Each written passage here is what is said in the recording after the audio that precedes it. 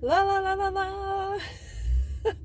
I had to lift your spirits because this video might be crushing to some people, and I understand because I've been in this place before. It's the blame game. This video is going to be all about where we place the blame, and sometimes we direct it at the wrong people.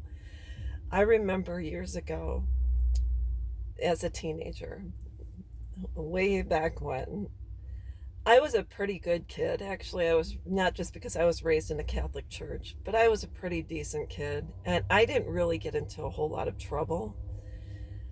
And I remember having friends that in high school that would smoke or drink or, go out and, they had boyfriends and, they were sexually active. And for some odd reason, the moms would always blame me.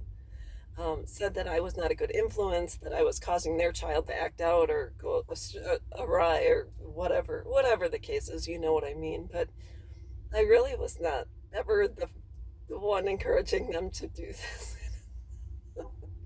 In fact, I didn't really drink. I didn't do drugs. I just did. I don't know. It didn't really appeal to me, and so I had a whole bunch of different friends, but the ones that got into trouble for some odd reason, their moms blamed me. And that's fine and dandy when you don't want to believe your child could ever get into any kind of trouble on their own by making their own choices. Instead, you think they're being influenced by someone else, and sometimes that's the case. But I'm telling you right now, from my own experience, I did not cause my friends to go astray.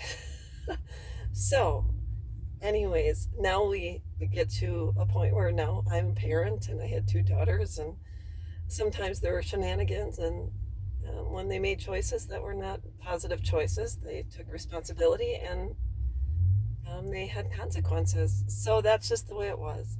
I'm not saying they didn't have friends that didn't get into trouble, but when my daughters did, we didn't really have a lot of trouble in my house. I, I, we just didn't really have that kind of stuff. They didn't drink. They didn't do drugs. They it's just the way it was in my house. I don't know why. I'm not saying my kids were perfect, but um, just the way it was. So now we grow up. We have children. They choose to alienate, and I see a lot of parents now. People are gonna be mad at me for this, and I'm just gonna say I see a lot of parents saying that their children became estranged when they got married, and that the spouse caused the estrangement. I can just say it's an easy place to put the blame because it's easier to blame our child's spouse or significant other or their friends than to place the blame in the lap where it belongs, which is your child. My children chose to disconnect, and neither of them were married at the time. And so I didn't have anywhere to look but at my children for their choices. And I see a lot of parents who are blaming the spouse, the partner, the boyfriend, the girlfriend of their child. And I can just say, point blank, it's not that our children don't love us. I truly believe they do love us and they think about us. Well, when it comes down to it, as hard as it is, we have to place the blame where the blame lies. And where the truth lies is in our children. They choose to disconnect. Maybe their spouse is encouraging them to disconnect, or maybe their spouse is building a wedge between us. And maybe their spouse didn't have a good relationship with their own parents, and so therefore they don't want your child to have a good relationship with you. And maybe one thing you said or did gave their spouse the ammo to say to your child, look at your mom, look what she's done, look at your dad, look what he's done. But it's ultimately your child that makes that choice to disconnect. So as much as I would love to say my daughter's husband was to blame for this, and maybe I can't say it because I don't know him, but Also, if my daughter wreaks havoc with her husband's mom and chooses to alienate from her too, and my son-in-law, his mother might blame my daughter for the alienation. But what it comes down to is then she has to simply look at her son and say, this just the way it is. You're choosing this. You're choosing to disconnect from me. I'm not going to blame, I'm not going to place blame on your wife or your partner or whatever. I'm going to choose to direct it where it belongs, put it in your lap, and and say, let's face the facts. You are choosing to disconnect. You might have outside influences, or you might have someone whispering in your ear about what a terrible person I am, but ultimately that decision and that choice falls on you.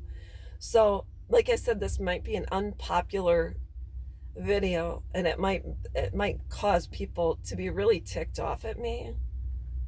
But please place the blame where the blame belongs. Your child has chosen to disconnect.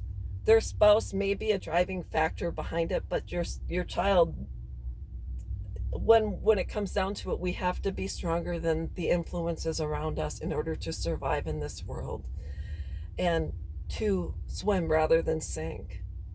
If I jump into an area where there are sharks and I'm surrounded by sharks, and that's not a good place to be. So what do I choose to do? I'd have to choose to get out, or else I'm going to get bit. So, your child might be swimming in a shark tank, but ultimately they have to say, either I'm going to connect with my mom and have a relationship with her outside of you, because sometimes the mother-in-law and the son-in-law don't get along, or the mother-in-law and the daughter-in-law just don't get along. And so sometimes there has to be a disconnect, and there has to be a one-on-one relationship with the child and the parent outside of the marriage. And that might be an option too. And sometimes the child has to say to their spouse, you might not like my mom, but she's my mom and I'm still going to talk with her. You guys never have to be in the same room.